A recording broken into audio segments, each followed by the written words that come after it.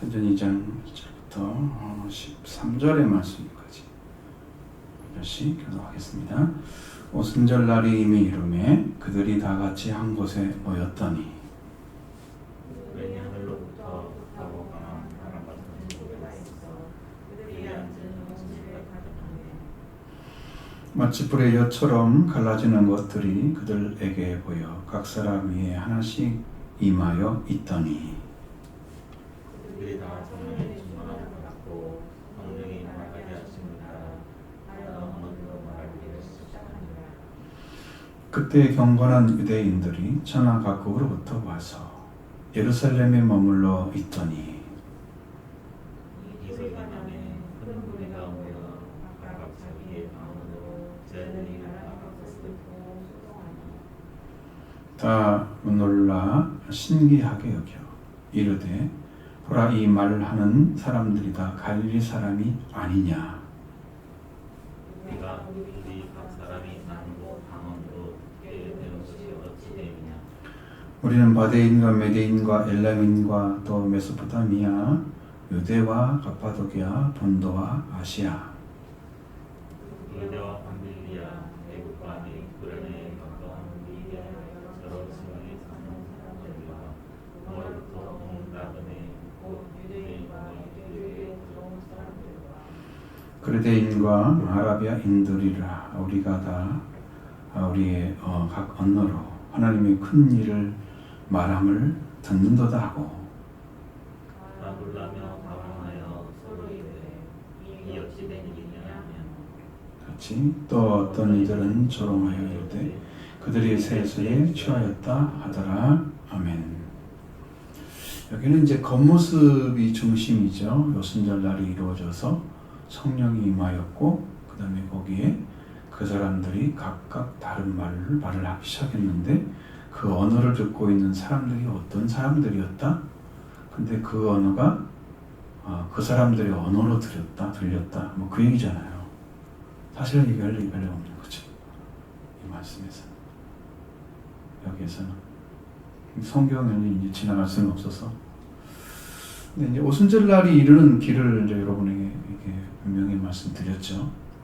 오순절 날이 이루어지는 그 배경들이 구약이 다 가지고 있습니다. 오순절은 그냥 오는 게 아니에요. 구약의 배경이 없이는 오순절이 있을 수가 없어요. 그래서 구약을 배경을 알고 있는 사람이 그것이 어떻게 이루어지는가를 알게 됩니다.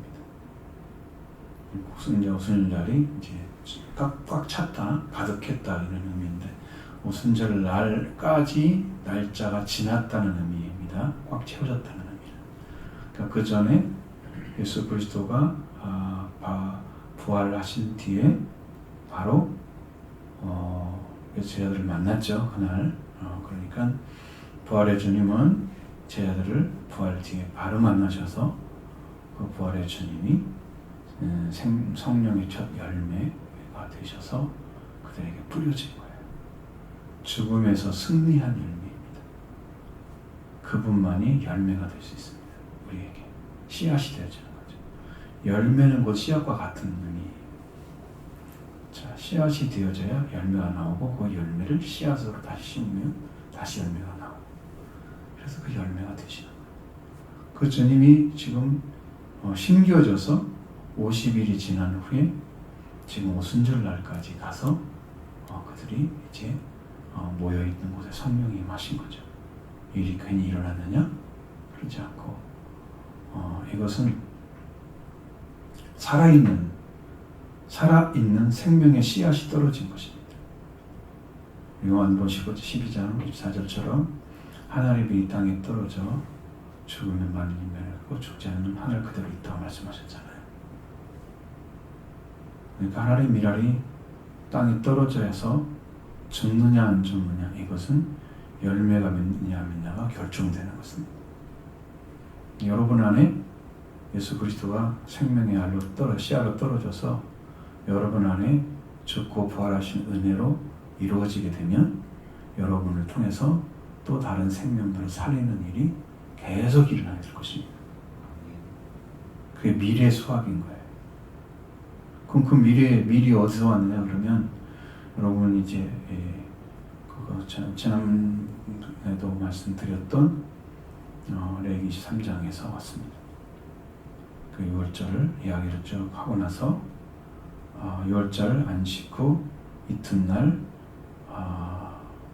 첫 곡식단을 제사장에게 가져와서 제사장을 흔들으라고 그랬습니다.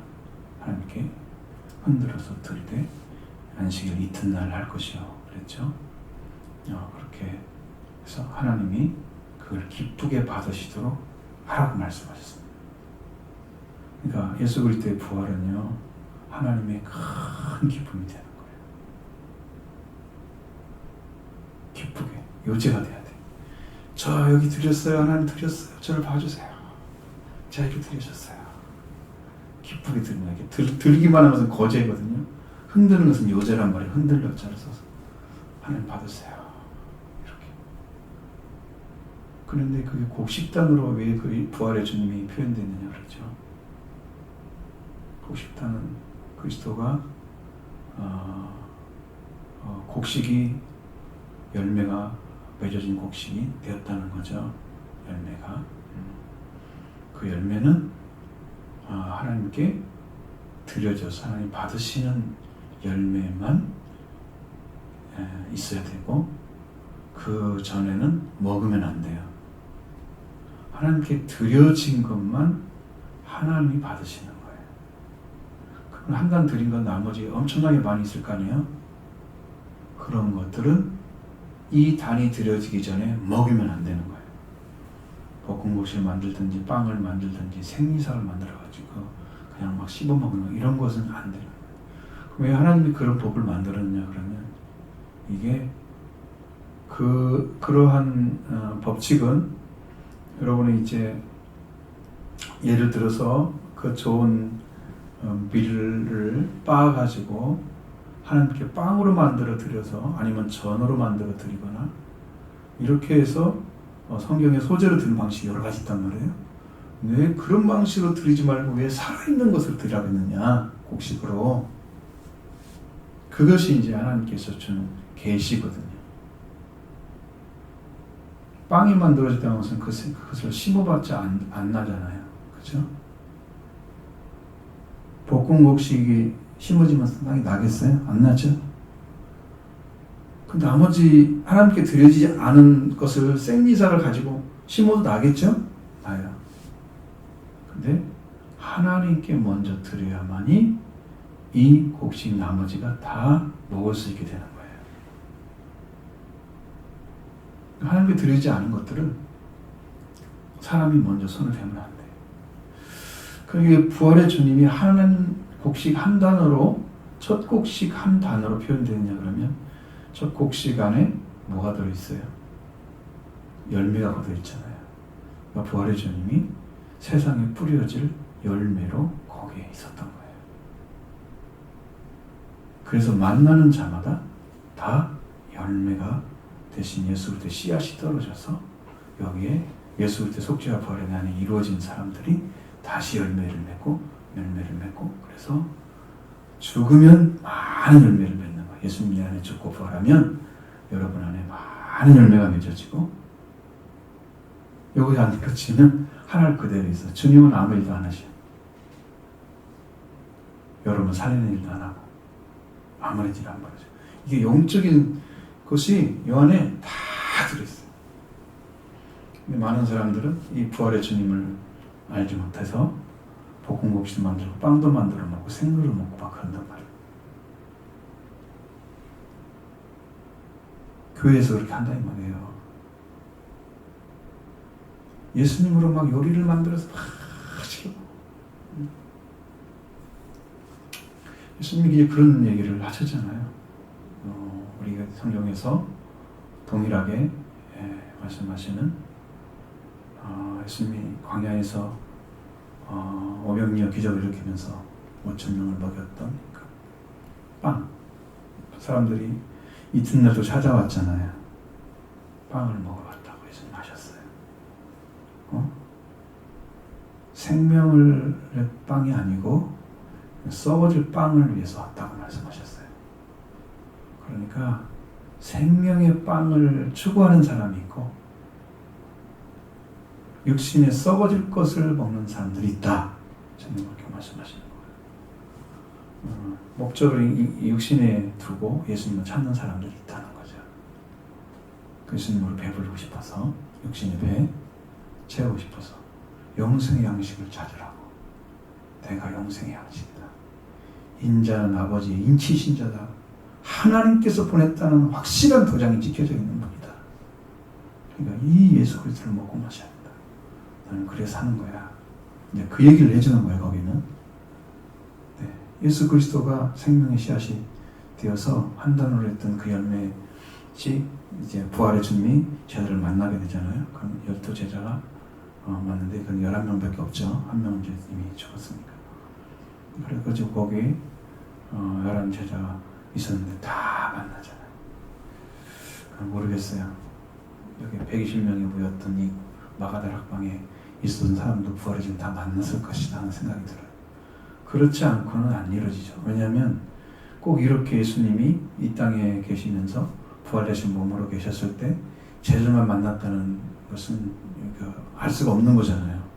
예수님은 따랐던 자들도 다 만났을 거라고 영으로는. 그러니까 그들에게도 뭐가 떨어졌어요? 이 부활의 주님의 생명식이 떨어져서 오순절 날 됐을 때 120명이 모였는데 그들도 똑같이 성령의 충만함을 받아서 하나님의 열매가 된 거예요. 똑같이. 그들도 동일하게.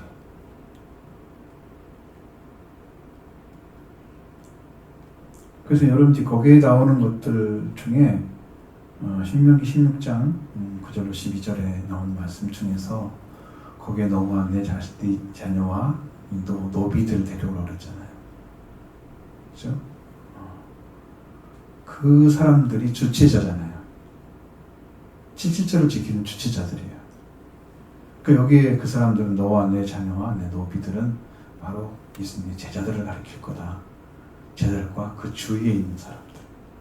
그래서 120명이 되는 거죠. 레위인들은 장자들의 권한이다. 이스라엘 전체를 대표해서 드려지는 사람들이잖아요. 이스라엘 민족이 전체 다 지킨다는 의미가 됩니다. 그나들이 지키는 다 온과 마찬가지. 레위인들을 데려오고 객과 고아와 과부를 초청해서 그 다음에 얘기가 굉장히 많아요. 여기는 그 얘기하는 시간이 아니니까. 네, 그렇게 해서 여러분 인생이 다 객과 같은 존재잖아요. 이 땅에서 살은 사람이 살고 지나간 사람만 있지 지금까지 살아있는 사람은 없잖아요. 다 죽었잖아요. 그러니까 이 땅은 나그네인 거죠. 객인 거예요. 그게 영원한 세계를 찾아내는 길을 주시기 위해서 오순절이 있는 거예요. 그 다음에 고아가 있어요. 인류는 하나님을 모르는 모든 사람들은 고아예요. 영적인 고아. 그래서 그 아버지를 찾아주는 게 바로 7.7절이에요. 과부가 있어요.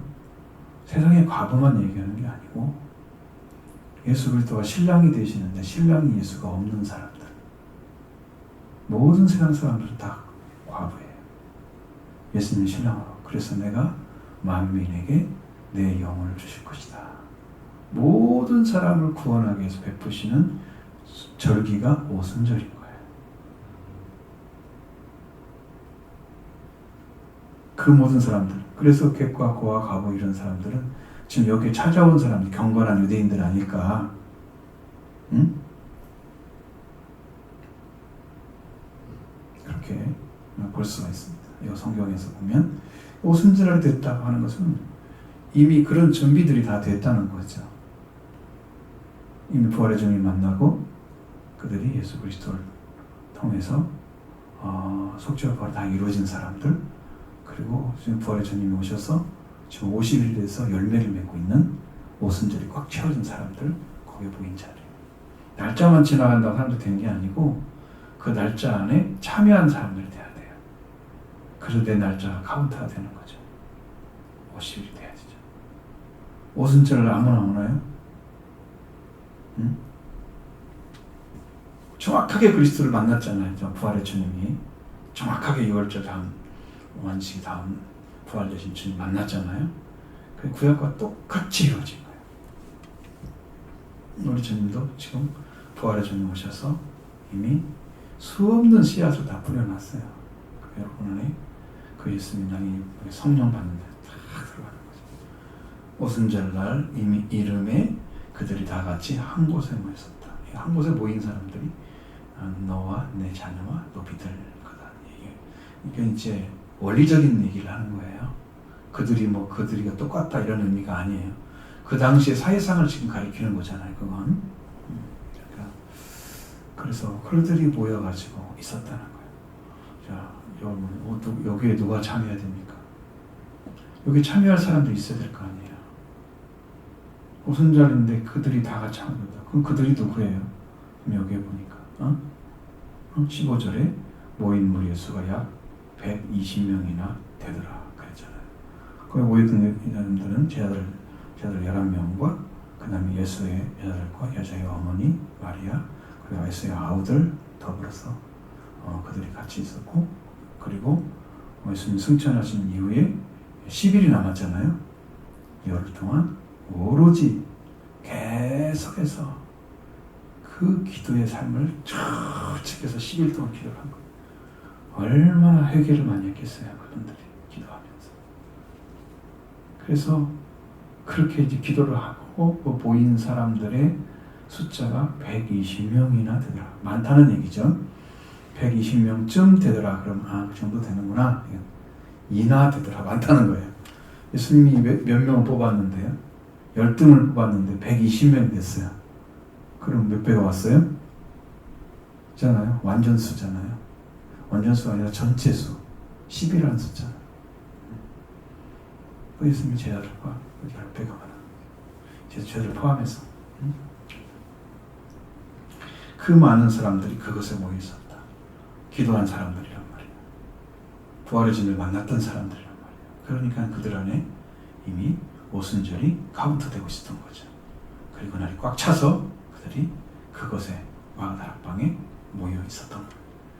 그리고 갑자기 하늘에서 크고 강한 급한 바람 소리 같은 것이 막 일어나더니 그들이 앉은 곳에 막 가득히 채워졌다. 각 사람마다 불이 하나씩 붙어 있는 거예요, 머리에. 되게 머리에 있겠죠, 이렇게 막 타고 있는 모습. 불의 혀 같자. 혀라는 것은요, 사랑을 표현하는 거잖아요. 불은 성령의 상징인데 이것은 태워버리는 거죠. 그러니까 우리가 갈멜산에서 드렸던 엘리야의 하나님께 드렸던 제단에는 거기에 송아지도 있었고 나물도 있었고 물도 가득 차 있었고 흙으로 계속 불이 흘러가지 않도록 이렇게 다 채워놨는데 거기에 불이 임했는데 그 있었던 제단의 제물만 태워진 게 아니고 흙도 태워졌다라고 했단 말이에요. 그러니까 이것은 완전하게 죄가 또 태워지는 거예요. 씻어져야죠.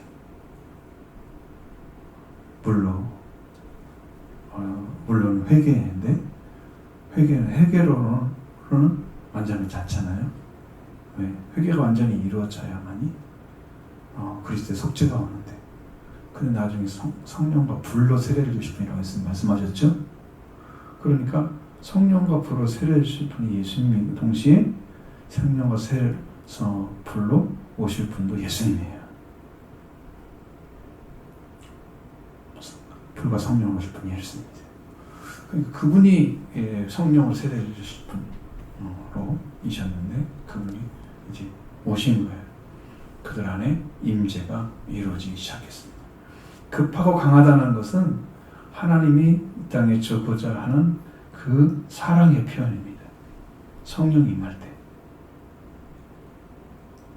급하고 강하다는 의미예요. 바람소리, 후련에는 급하고 강한 바람소리 같은 소리가 있어. 아주 빨리 달려오는 느낌이죠. 급하고 강하다는 것은. 그리고 강직한, 각 사람이 하나씩 임하 있었다. 그리고 그들이 다 성령의 충만을 받았습니다. 자, 우리 이제 성령이 임하면 저는 이제 소망이 있습니다. 소망이 있는데 우리 교회도 성령이 임하는 교회가 되어야 된다.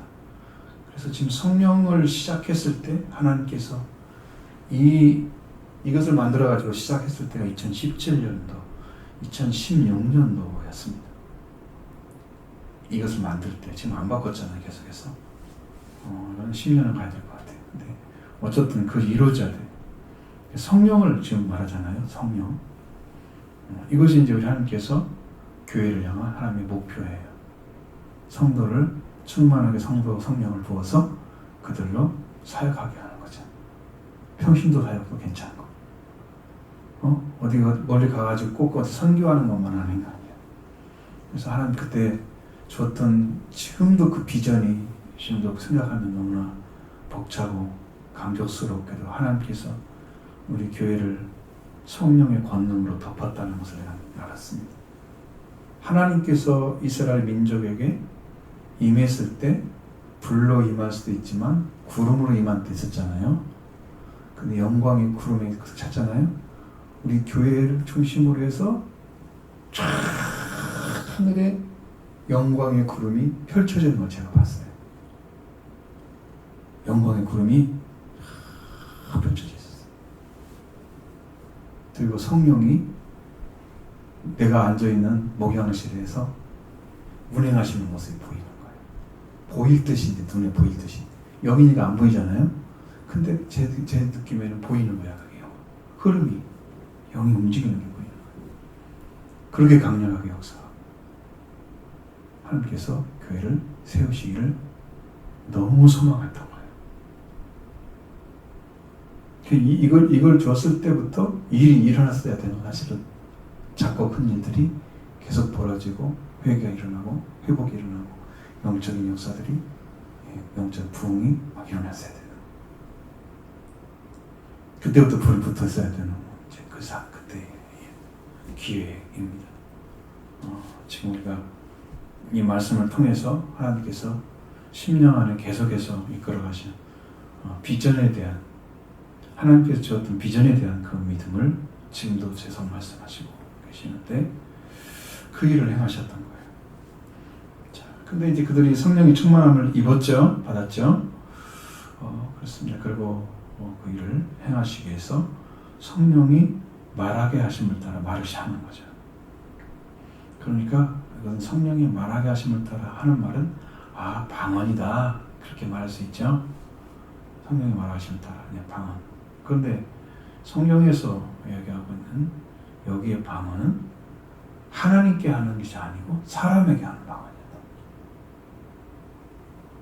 다르죠. 그러니까 그 성경에 말하는 9 가지 은사, 은사에 나타나는 그것이 아니죠. 거기에 방언이 아니죠. 방언이 아니에요. 왜냐하면 그 방언이라면 그것은 바울이 해석을 또 했어요. 하나님께 하는 거다, 영으로. 그것은. 그러니까 해석이 필요한 거예요. 그래서 방언 통역이라는 말을 그것도 은사로 하나님께서 성령을 준다고 말씀하셨어요. 그러니까 그 은사와 다른 거예요. 성령이 말하시면 다 다른 언어들로 말하기를 시작하니라. 옛날 성경에는 방언이라고 그랬어요. 방언을 하기 시작했다, 이렇게 했는데 이제는 이 다른 언어라는 말을 써서 완전히 성령의 은사를 나타나는 방언과 여기에 말하는 다른 언어는 다른 것인 것을 정확하게 구분시켜놨어요. 나는 여러분도 방언으로 받기를 바라요. 저는 고등학교, 중학교, 고등학교 때 받았지만 방언 열심히 기도하고 하는 은혜를 사모하면 그냥 주시더라고요. 금문지로 그냥. 제가 그걸 추구했다면 하나님께서 더 많은 걸 허락해 주셨을 건데 그런 거는 구하지는 않았어요. 나는 지혜와 지식의 은사는 열심히 구했다.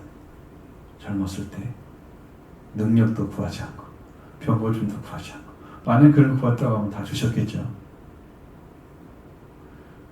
병 고치는 사람 되면 또 이제 그것만 또 하러 올 거 아니야, 사람들. 치우치면 이게 안 되는데 어쨌든 하나님께 필요한 걸 다 허락해 주실 거예요. 그 문제는 그리고 이제 여기서 다른 언어를 말하기 시작하는데 그 언어를 듣는 사람들이 있어야 되잖아요. 그 말을 듣는 사람이 있어야죠. 그때 경건한 유대인들이 천하 각국으로부터 와서 예루살렘에 머물러 있더니 가까이 와 있던 거예요. 근데 마가다락방은 아니었을 거예요. 그런데 이 소리가 들렸다는 거예요. 그것이 그 사람들한테. 여기는 났죠. 마가다락방에서 본 시각은 난 거예요. 그래서 거기에 소리가. 근데 밖에 있는 사람한테는 들린 거죠. 들린 거지 크게. 무슨 소리가 나고 말을 막 하는 거야. 말을 막. 그래서 그 사람들이 이제 소리가 들리는데 각각 자기의 방언으로 자기 지역의 말로 다 들리는 거야. 제가 이 사람들의 언어를 찾아보니까 최소한 아람어 해야 되고 그 다음에 헬라어를 해야 돼. 헬라어를 할 수 있어야 되고 그 다음에 라틴어까지 해야 돼. 최소한 이 세 가지 언어야. 히브리어는 그냥 당연한 거니까 그건 빼더라도 왜냐면 내가 한국어를 한다 그러면 내가 말한다 그러면 한국어를 하지 다른 말을 안 하잖아. 그럼 그 언어를 시키면 그럼 말 못하는 사람이게 말한다 하면 당연한 거죠. 근데 거기다가 하나를 더 하니까 1개국을 더 하는 거잖아요. 그러니까 그 사람들이 그런 언어를 구사할 수 있는 능력이 없어요. 갈릴리 촌놈들이란 말이에요. 시골 사람이에요. 갈릴리에서. 무슨 선한 것이 나겠어. 나사렛에서. 예수 그리스도에 대해서 생각하지. 그럼 갈릴리에 있는 사람들 셀이나 아니면은 어부들이나 이렇게 좀 배우지 못한 사람들이 많이 있을 텐데 그 사람들이 언어를 배워가지고 그 말을 한다. 그런 것이 아니잖아. 지금 여기는. 언제 배웠어요? 예수님 가르쳤어요? 안 배웠죠? 그냥 성령께서 주시는 말씀을 성령에 말하게 하신 말씀 따라 하는 거예요. 그런데 그 말이 자기들의 말로 다 하는 것을 말하는 것을 듣게 된 거예요. 자기들의 말로 들려오는 거예요. 거기 있는 사람들이 와서 부르니까 다 들리는 거야, 내 말로. 그러니까 제자들마다 자기 말이 아니라 다른 말을 하고 있었겠죠. 똑같은 말이 아니고. 근데 그 말 다 들리는 거예요. 신기한 일이 벌어지니까 소동이 안 풀릴 수가 있어. 이게 무슨 말인가, 무슨 일인가, 사람들이 그들 중에서 엄청나게 막 소용돌이 치는 것처럼 언어로 보면 그렇게 냈어요. 그냥 우리는 소동했다는 의미로 말하지만 거기에는 그 정도가 아니고 엄청나게 막 요란스러운 그런 소리가 사람들을 통해서 막 들리면서 막 시끄러운 상태. 소동하여서 쉽게 다 신기하게 여겼다고 그랬고요. 이것은 이 사람들 다 갈릴 사람이 아니냐. 유다, 죽음을 죽었던 유다만이 유대교 사람이잖아요. 유다는 유대. 그 나머지는 다 갈릴 사람이야. 그러니까 갈릴 사람이 아니냐. 근데 이 사람들 말하는 거 보니까 우리가 각각 난 곳에 방언으로 듣게 되는 것이 이게 어찌 된 것인가를 도대체 이해할 수가 없다는. 그러니까 신기한 거죠. 이게 하나님이 인류를 향해서 외쳐지는 복음이었습니다. 그래서 그 각국의 말로 다 들려지는 거예요.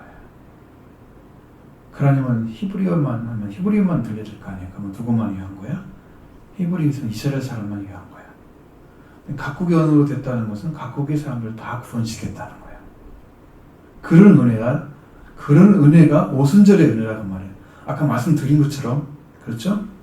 세상의 모든 사람들에게 복음을 전하는 그 절기의 열매들이 오순절 열매야.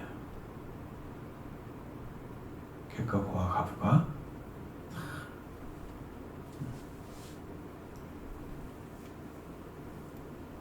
그러면서 자기 지역 사람들을 얘기하죠. 그리고 이제 이렇게 11절에 넘어가면 우리가 다 우리의 각 언어로 하나님의 큰 일을 말함을 듣는도다. 큰 일이라고 했습니다. 큰 일. 작은 조그만 어떤 사역이 아니야. 하나님께서 약속했던 예수 그리스도의 속죄와 부활의 은혜도 이미 구약에 약속했던 것이 이루어진 건데, 여기 오순절에 성령에 대한, 성령의 충만에 대한 예언도 지금 이루어진 것입니다. 그 약속한 것이 실제가 되면 어마어마한 일이 벌어진다는 걸 알고 있습니다. 이게 이루어지는 거예요. 이 구원의 역사가 그 입에서, 그들의 입에서 막 척척척척 나오는 거 보면 놀라운 거죠. 하나님의 말씀이. 그러니까 우리에게 성령이 임한다는 건, 여러분, 이게 어떠한 조그마한 어떤 일이 벌어지는 게 아니에요. 이것은 하나님이 그것에 오셔서 구원의 역사를 선포하실 뿐 아니라 이루시고 세상에 증거하게 하시는. 그래서 성령의 권능이 임하면 너희가 예루살렘 먼저 삼가 땅까지 증인이 되었으며 증인으로 있으며 부활을 증거하면서 생명을 다 죽은 자가 살려내는 그 생명의 역사가 이루어지는. 그래서 이건 큰 일인 거예요.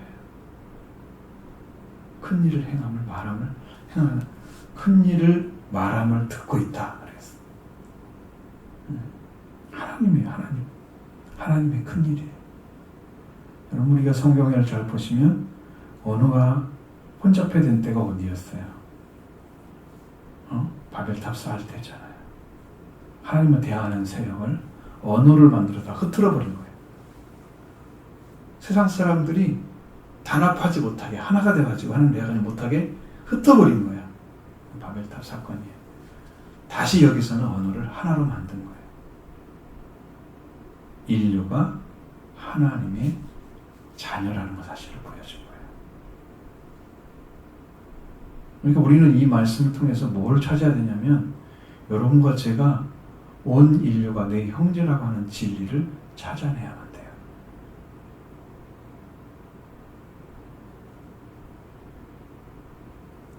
여기에도 이 말씀도 나오기도 하고, 여기도 17절에도 하나님께서 말세에 내가 내 영을 모든 육체에 부어주리니 그랬죠. 누구라고 명령하지 않았죠? 모든 육체죠? 세상의 모든 사람들이 하나님의 영을 받고 구원을 얻는 역사를, 하나님 나라, 하나님의 영광을 바라보며 꿈을 꾸고 그들이 이제 환상을 보고 이렇게 예언하고 하나님의 나라를 선포하고 이런 삶으로 그들이 들어가서 세상의 모든 나라에 하나님의 영광이 나타나는 그 거룩한 사역을 행하시기 위해서 성령을 부으신 거예요. 그럼 우리들은 작은 사명이 아닌 거예요. 이 복음을 받았다는 것은 작은 사명이 아닌 거예요. 여러분도 자각을 하셔야 되고 심령 안에 간구가 있어야 됩니다. 우리는 우리 자신의 구원만을 위해서 부름받은 자가 아니다는 거예요. 바울을 불렀을 때 바울의 구원을 위해서 부른 게 아니에요. 그들은 그 위치에 영적인 위치에서 하나님이 세운 자리에서 하나님의 복음을 세상에 전파하기 위해서 하는 거예요. 바울은 도구로 쓰였어요. 그릇이라고 써 있습니다. 나의 그릇이다. 우리가 그렇게 하나님의 동역자로 쓰임받기 위해서 지금 세우기 위해서 말씀을 주시는 거예요. 여러분도 믿음으로 받아들이고 말씀이 여러분 이루어져서 여러분의 안에서 활동하시고 능력을 가지고 일하시는 그 하나님의 역사가 이제는 여러분뿐 아니라 삶을 살리는 역사로 일어나기를 원합니다. 하나님이 그 역사를 행하시면 교회는 살아있는 교회가 됩니다. 우리가 살아있는 신앙이 가지면 살아있는 교회, 하나님이 일을 하셔요. 믿음이 살아있으면 여러분도 살아있는 거예요. 살아있으면 하나님의 말씀을 주시고 말씀으로 힘을 얻으면 여러분의 복음을 전합니다. 내 힘을 말하면 성령의 말하게 하심을 따라 해야 되는 거니까. 내 말이 아니에요.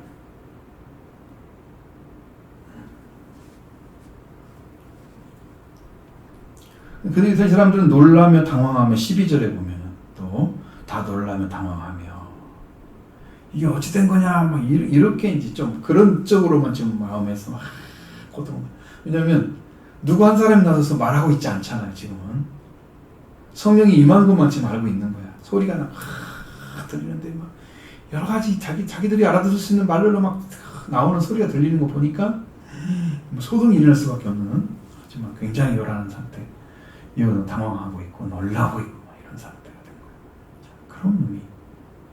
그런데 그 중에 한 사람들은 세수에 취했다. 아침부터 술 마시고 이놈들이 쓸모없는, 술꾼, 술 취한 그 모습을 이제 술주정이죠. 하고 있는 것처럼 세수에 취했다고 이야기합니다. 조롱한 거죠. 그러니까 성령의 역사 가운데 위험한 것은 그것입니다. 하나님의 큰 역사가 있는데 반드시 사탄의 역사가 있다는 거죠. 우리 교회도 그런 것들이 많이 있어서 성령 일을 안 하시는 것들을 제가 봤습니다. 왜냐하면 있는 그대로 받아들이는 사람이 여기에 전체해야 됩니다. 성령은 일치하게 하는 영이에요. 그런데 한 사람이라도 여기 마음에 비뚤게 먹고 있으면요, 일을 안 하시는 거예요. 여기 가다가 멈춰버리는 거예요. 그 사람이 통과가 안 되잖아요. 일 하나가 안 되죠? 성령이 하나 되게 하시면서 힘써 지키라고 그랬잖아요. 하나가 안 돼요. 그러니까 성령 일을 못 하시고. 그 사람만 보고 성령 일을 할 수가 없어요. 완전하게 성령께서. 여러분이 다 동일하게 믿음으로 세워져서 그 일을 행해야 됩니다. 세술에 취한 자는 아무도 없었습니다. 요엘을 통해서 약속하신 말씀이 이루어진 것뿐입니다. 하나님이 원하시는 겁니다. 반드시 사탄의 역사가 있어요. 성령이 오시고 악한 영은 너무 잘합니다. 여러분, 여러분 한 분 한 분이 깨어서 잘 기도하면서 올바른 신앙에 찾아져 있으면 성령께서 원하시는 뜻을 성취하면서 일하실 것입니다. 그렇게 되기를 위해서 기도하시고 그런 교회가 되어져야 앞으로 성령이 충만해서 복음을 선포하고 일치를 이루어서 하나님의 영광을 나타내는 교회가 될 것입니다. 어떤 사람도 넘볼 수가 없는, 흔들 수가 없는 그런 나라가 맞는 것처럼 우리나라도, 우리 민족도 그런 것처럼 우리 교회도 하나님 말씀으로 세워져서 강력한 믿음을 가진, 어떤 사람도 이단도 와서도 다 녹아져버리는, 어떤 더러운 영도 다 떠나가버리는 성령의 강력한 능력으로 승리하는 교회가 되어야 됩니다. 그렇게 기도하시기 바랍니다.